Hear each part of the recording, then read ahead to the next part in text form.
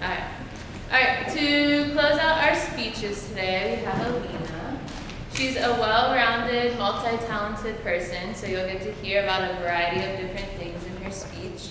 She's kind, thoughtful, and gives her all in just about, I would say, everything she does.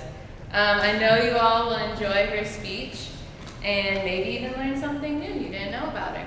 So without further ado, Elina Sulkowski.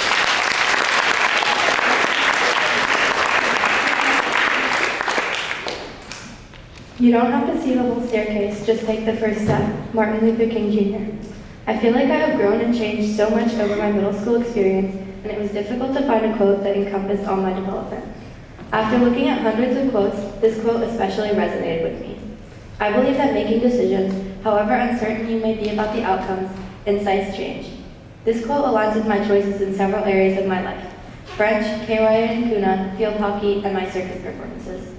In all those activities, I took risks and tried new things which ended up benefiting me. I am fortunate that my decisions have led me to develop my personality in a positive way, and I hope to keep growing in all areas throughout my life. It might be surprising to hear that before I came to collegiate, I did not care much for history.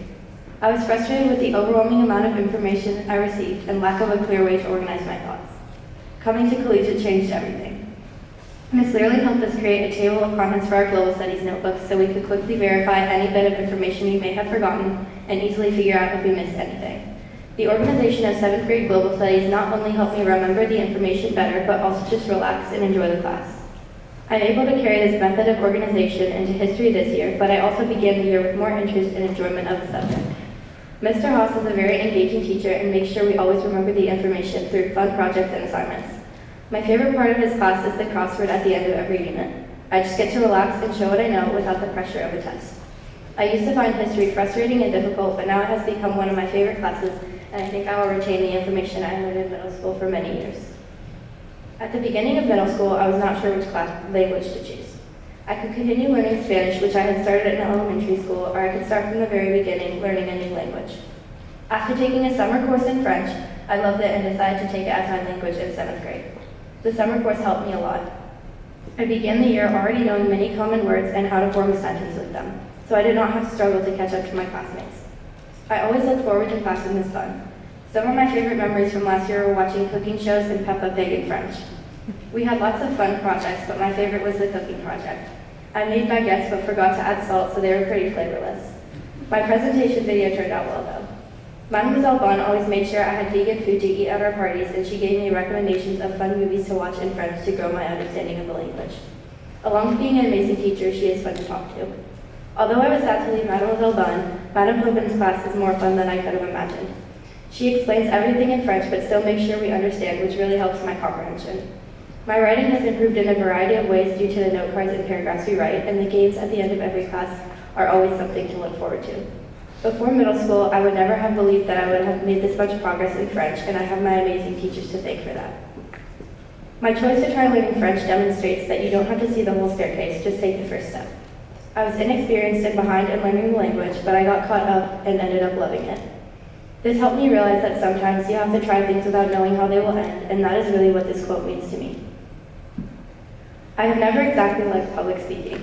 It has always been manageable for me, but before middle school, I would have never gone out of my way to do an activity involving speaking in front of large groups of people. In 7th grade, I decided to do Kuna with my friends. For those who do not know, Kuna stands for Kentucky United Nations Assembly. Different school groups represent different countries and present projects, write and vote on bills, and send candidates to participate in elections. I was part of the World Expo group, and we made a poster about Iceland. We didn't win any awards, but we made a pretty cool poster and had lots of fun. My first year, the most nerve-wracking part of Kuna was the debate, but now it is the thing I look forward to the most. In debate, people present bills they have written up for their countries, and the rest of the room asks questions and provides their opinion on whether or not to vote for the bill in question. At the beginning of the conference last year, I was somewhat shy to go up and talk. I did not always raise my card to speak when I could have, and I did not speak as confidently as I did in this year's KYA or Kentucky Youth Assembly. As an 8th grader, I was more adventurous. I took every opportunity to speak, even though I had never done KYA before. It was fairly similar to Kuna, and I knew this would be my last year of middle school KYA in Kuna, and I should make the most of it. Over the period in between Kuna last year and KYA this year, I realized how much I love the debate component of the conference.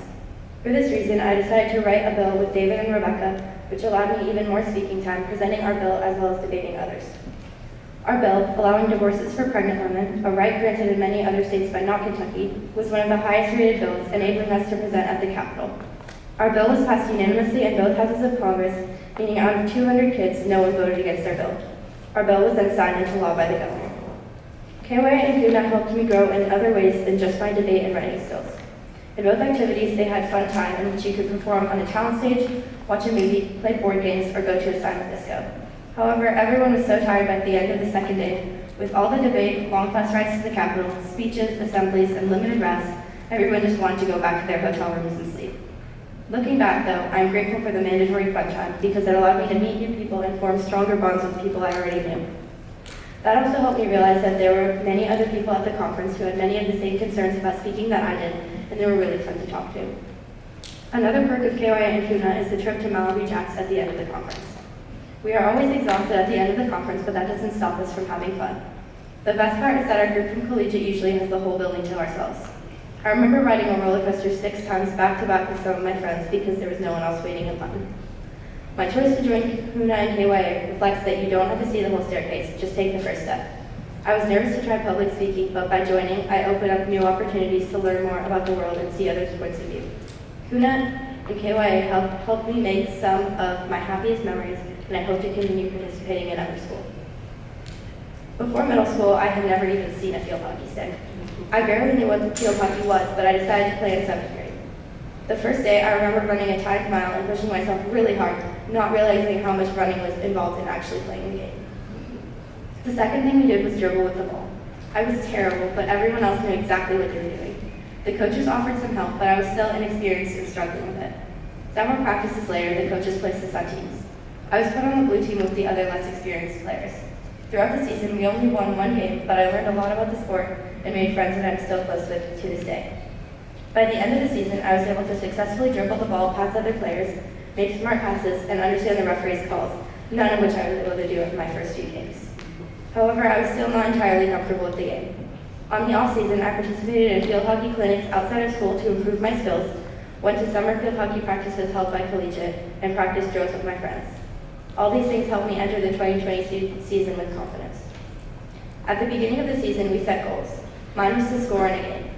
I remember thinking deep down that my goal was not realistic because although offense is my favorite, I had played defense all my last season and never had any experience with scoring. All season, I practiced passing, pulling, and lifting the ball so I could be a better offensive player. We played way better than the year before, and in one of the last games, I scored. I was so proud and honestly a little surprised that I had accomplished my goal. I have grown so much during my 2 seasons of field hockey, and my time playing has helped me improve in other sports as well. The resilience it takes to recover from a tough loss, the persistence it takes to keep playing your hardest even when you're tired, and the logic you use to anticipate what move an opponent is going to make next can all be translated into other areas of life. During that first practice where I was struggling to do the simplest drills, I never would have thought that I would end up scoring a goal just a year later. My experience in field hockey shows that you don't have to see the whole staircase, just take the first step. I took the first step to start playing a whole new sport, and it led me to score a goal. My time playing hockey has helped me grow not just as an athlete, but as a person, and I have enjoyed every minute of it. I have been a performer in Turner's Circus for 7 years, and I could not imagine my life without it. Turner's is my home away from home, and the people there are like family to me. They have supported and guided me more than I could have ever imagined, and as a result, I have grown all around as a performer and a person in the last 3 years. Around the time I started, when I was about 7 years old, I was only concerned with the fun and impressive skills. As I got older, I gradually realized that there are so many more elements to performance than just the wow factor. This realization has inspired me to incorporate more graceful moves into my routines and improve my flexibility, creating a more engaging performance for the audience.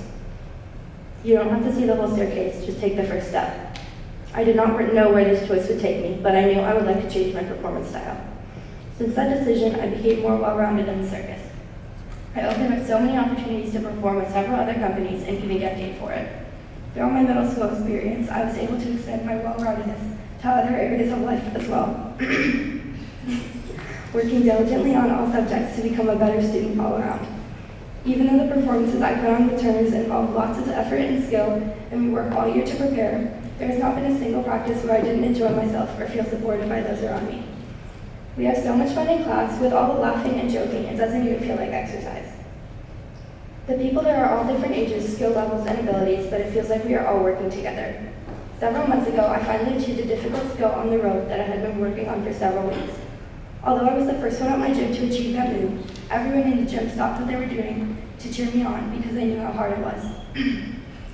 It was truly amazing to feel all that support along with the pride of finally achieving my goal. I'm so grateful to participate in a sport in which even the hardest work is fun. I would now like to thank several people who have guided me through middle school with good advice, support, and kindness. For my entire life, my mom has been my biggest role model. She always motivates me to do my best in all areas of my life, and I can talk to her about anything. We train together for the circus, and I can always count on her to remind me to stretch and do all the exercises that I would normally ignore, but are undeniably beneficial. She gives the best advice about everything, and her compliments are so sincere and kind. When I'm upset, she always makes sure to comfort me and make me laugh. It is so hard to argue with her because we both always want to be right. We are so alike in appearance, personality, and behavior, people get us confused all the time. I could not pick a better person to be mistaken for. Thank you so much for all you do for me. I would also like to thank one of my favorite teachers at Collegiate and my advisor this year, Mr. Otani. Thanks to her, I've enjoyed geometry so much more than I would have expected. Through lots of note-taking, practice problems, test checklists, and fun games like trash ball, I easily remembered the skills that needed for the test without having to make myself a study guide. Advisory time is also fun. When we can't think of anything to talk about in morning advisory, Ms. T's deep question cards inspire interesting conversations. Ms. T was such a supportive track coach last year. When I was running sprints and tripped on the concrete, she helped me clean and bandage my legs. She also motivated me to push past discomfort in running and try new events. Thank you for being an amazing teacher, coach, and advisor. Finally, I would like to thank Coach Gibbons. She was such a supportive and positive field hockey coach. I really appreciate that she let us have a say in what positions we played, while still putting us in a variety of places around the field. She always encouraged us to work on our skills at home and organize fun team-building activities for us at practice. We also elected team captains who led each section of players, forward, mid, and defense. Small group work like this really helped me improve skills like drives because I could easily get tips and advice from more experienced players. Coach Gibbons was supportive when we lost the game, but always motivated us to do better next time. Thank you so much for a fun, memorable season. I truly believe that you don't have to see the whole staircase, just take the first step. This philosophy has guided me to make choices that have helped me grow and become the person I am today. In French, KYA, Kuna, field hockey, and circus, my choices and effort led to my noticeable improvement, and I am so glad I ended up where I am.